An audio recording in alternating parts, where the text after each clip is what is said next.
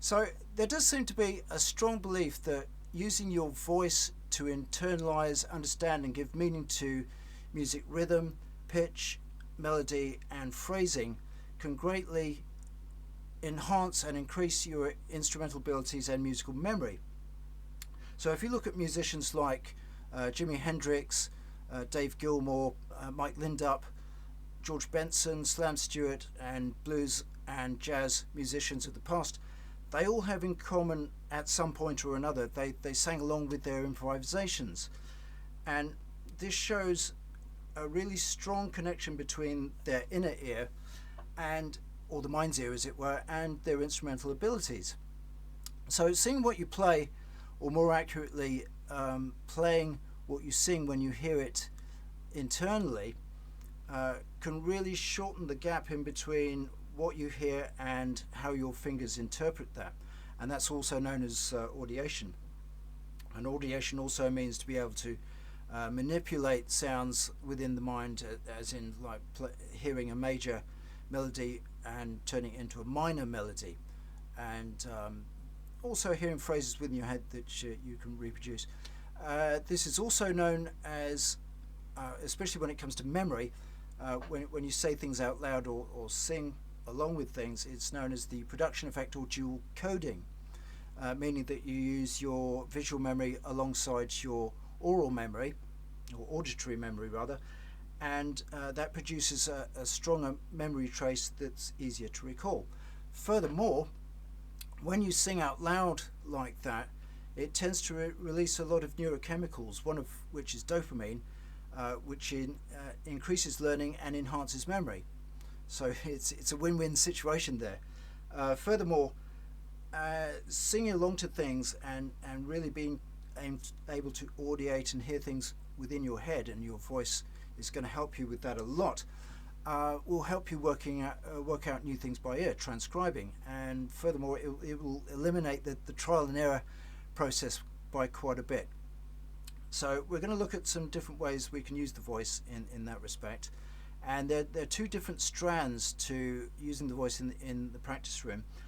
One is more learning, study, analytical mode. So it's more slow practice where you're concentrating on note names or note intervals within chords and scales and arpeggios, that kind of thing.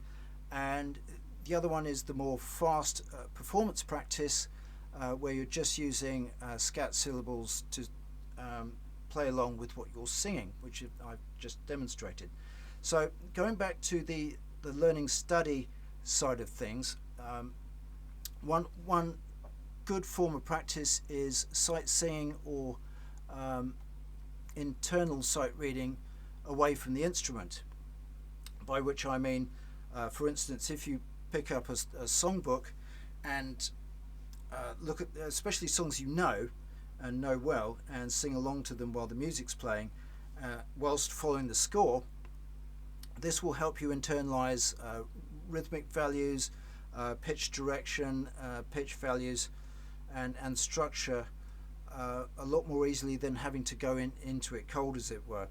And you can do the same thing with looking at bass lines as well and audiating that, by which I mean, say for instance you're reading a score for I Wish, Stevie Wonder. You could sing along to that.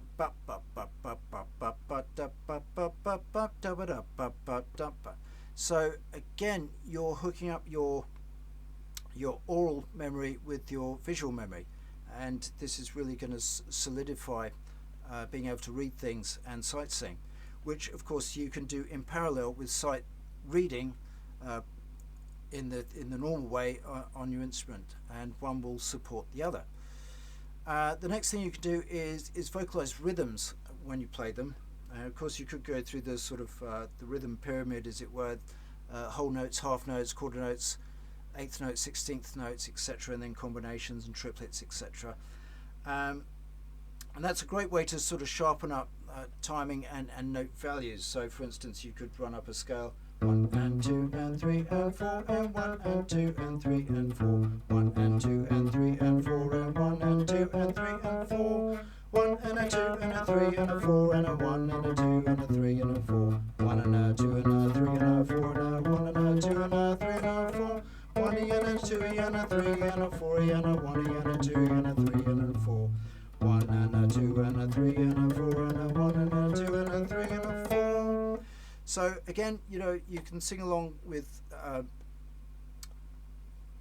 rhythms like that, and that will really help to internalize the rhythms as well, especially if you're reading them, and you really get used to rhythms that way, or improvise with different rhythms in the same way.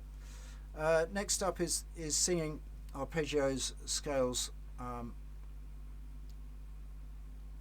or just looking at the notes on the neck, especially if, again, if you're trying to learn the note names and you're new to all this, just saying them out loud as you play them or as you write them down will enhance the memory, because, as I said, this is the production effect, or dual coding. So you're using several memory techniques at the same time. You're connecting different parts of the brain as you're learning something new. So I mean, you know, again, you can just say things out loud: E, F, G, A, B, C, D, E, F. Or you could make that a little bit more musical by singing along to them as you're saying the note names: C, D, E, F, G, A, B, C, C, B, A, G, F, E, D, C. Again with arpeggios: C, E, G, B, G, E, C. And you can also apply this to the same thing, but instead of using note names, using intervals. So again, if we take a major scale and sing up the major scale, but instead of using note names, we use intervals. So in this respect, we go 1, 2, 3, 4, 5, 6, 7, 8, 8, 7, 6, 5, 4, 3, 2, 1. And audiation comes in by being able to hear those intervals in your mind's ear before you play them. So 1, 2, 3, 4, 5, 6, 7, 8, 8, 7, 6, 5, 4, 3, 2, 1. Now, of course, you could take this, if I play it in parallel, you could take this through all modes, the 7 modes of the major scale. So you could go up the Dorian scale the same way: 1, 2, flat 3, 4, 5, flat 6, major 6, flat 7, 8, 8, flat 7, 6, 5, 4, flat 3, 2, 1, 1, 3, 5, flat 7, 5, flat 3, 1. And it's a good idea to run through all of the intervals, all 12 chromatic intervals within an octave the same way, and you'll really get to hear each individual interval as a sound in itself. And again, this will help with transcribing and with soloing and coming up with other ideas of your own. So for instance, there's our 1 again: 1, flat 2, major 2, minor 3, major 3, perfect 4th, sharp 4th, tritone, 1 tritone, 1 5, 1 flat 6, 1 major 6, 1 flat 7, 1 major 7, 1 8, 1 7, 1 flat 7, major 6, flat 6, 1 5, 1 flat 5. Now that we're going down, perfect 4th, major 3rd, minor 3rd, major 2nd, flat 2,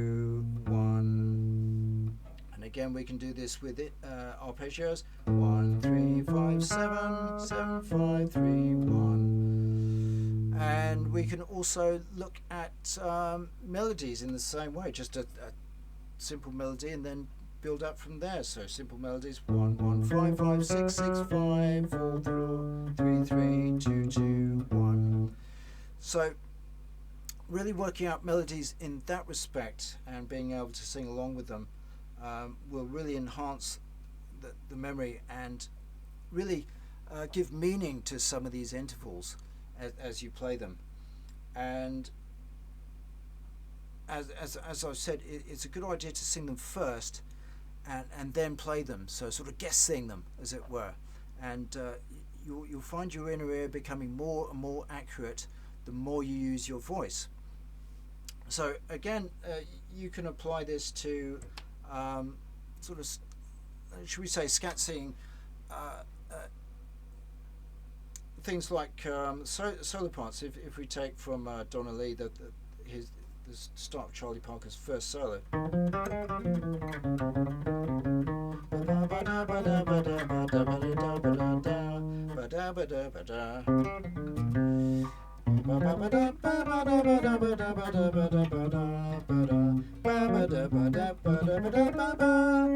Etc. So you're really internalizing and taking that on board, all the intervals being used in that.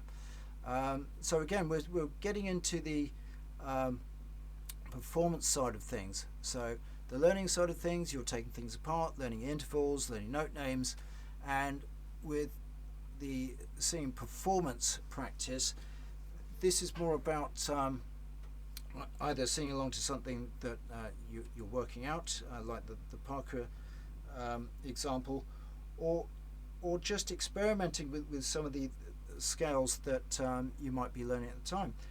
For instance, a good one is the Hungarian scale, because our Western ears don't hear the flat 2 very well. So, for instance, okay, 1, flat 2, major 3, 4, perfect 5th, flat 6, major 7th, 8, 8, 7, flat 6, 5, 4, 3, flat 2, 1.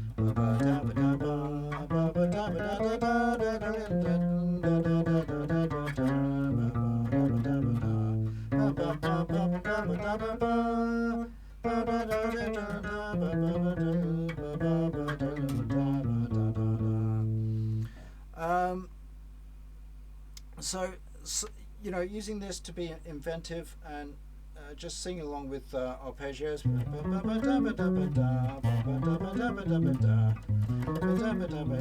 Scales again.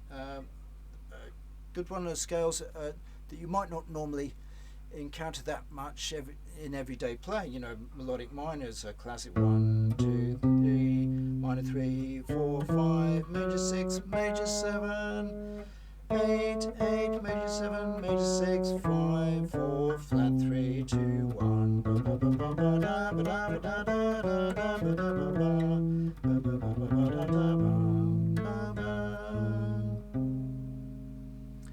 So there we go. I hope that's given you a few ideas to play with, and just try and use your voice more and more, and you'll probably find that, especially when it comes to learning new things or being more creative and soloing, you'll probably find that becomes a little bit more melodic and a bit more lyrical the more you use your voice.